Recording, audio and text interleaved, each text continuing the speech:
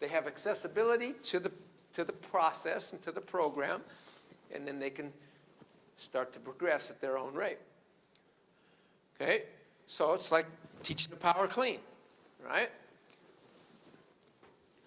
Well, the old PE teacher in me, we go whole part whole. A lot of my young coaches, no, they want to teach just the first part of it, and then the second part of it, and then the third part of it. Well, yeah, we're going to get the parts, but if they don't know where to start and where to finish, if they haven't done the whole thing first, and it's okay if they mess it up. It's okay if it looks as ugly as all get out, but at least they know I start here, I finish here, and what do I have to do to coordinate my body to get the bar from there to here?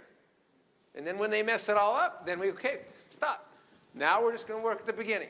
Okay? We're going to get you to have the right posture. We're going to get you to start with the right tempo. We'll do all those kind of things. Then we'll cut to the end. This was your finished position. How did you get to that finished position? And then we put it back to the whole thing. Hey, lo and behold, the whole thing got better just after we went whole.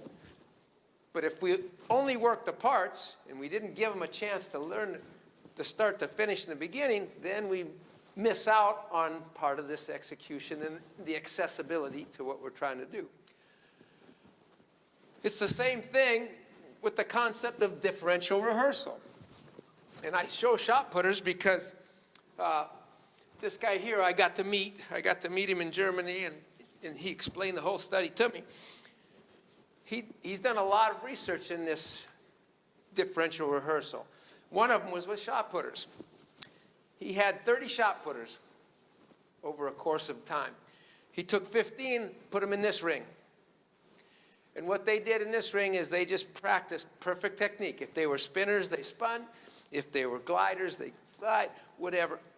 But they would, 2 days a week, take 30 throws and just try to perfect that technique. The other 15 shot putters were over in this ring. And they took 30 throws also. But the constraint, the teaching and coaching constraint was no two throws could be exactly the same. So they just do standing throws. First one, be regular. Second one, elbow had to be a little low. Third one, elbow a little high. Then they would shuffle into it. Then they would karaoke into it. Then they would spin. They would all take 30 different throws. But the main emphasis was focus on the finish. Focus on how to perfect that finish. After several weeks, they tested, or they had a shot put challenge. The 15 throwers over here all improved. 15 throwers over here also all improved, and their improvements were greater. But the bigger thing is then they took 2 weeks off. They could lift weights, do other things, but they could do no shot putting. Come back and they tested again. The group over here that just perfect the same technique over and over, they went back to their original scores.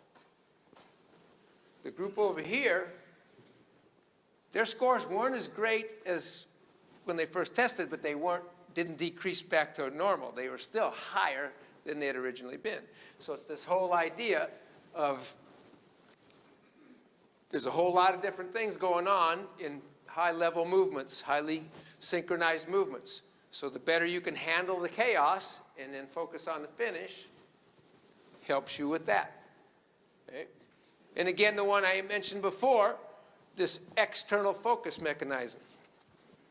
If you ever get a chance to read some of the work by Gabrielle Wolf, she's actually a professor at UNLV, and she's wrote several books on this whole external focus. We know that an external focus has more development possibilities than an internal focus. So for instance, we go back to teaching the power clean. I stopped using the term when I wanted the kids to shrug at